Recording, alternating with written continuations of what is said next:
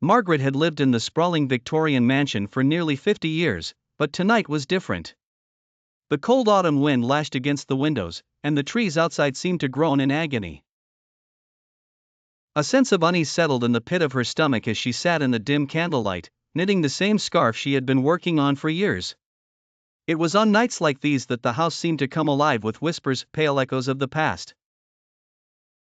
She glanced at the grandfather clock in the corner, its pendulum swaying rhythmically. Midnight was fast approaching. Suddenly, an inexplicable chill seeped into the room, causing the flames of the candles to flicker. Margaret's hands trembled slightly as she tried to focus on her knitting. She had always dismissed the stories about the house being haunted, attributing the strange noises and fleeting shadows to its old age. But tonight, she wasn't so sure.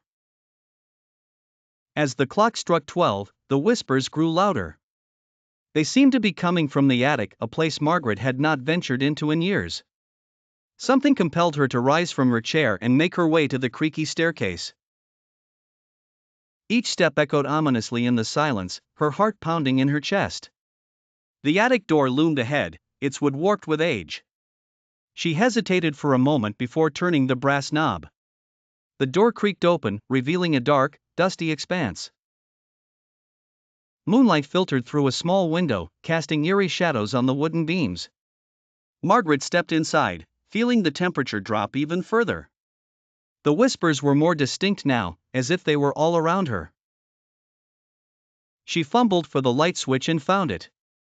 A single, flickering bulb illuminated the attic, revealing old trunks, cobwebs, and forgotten memories.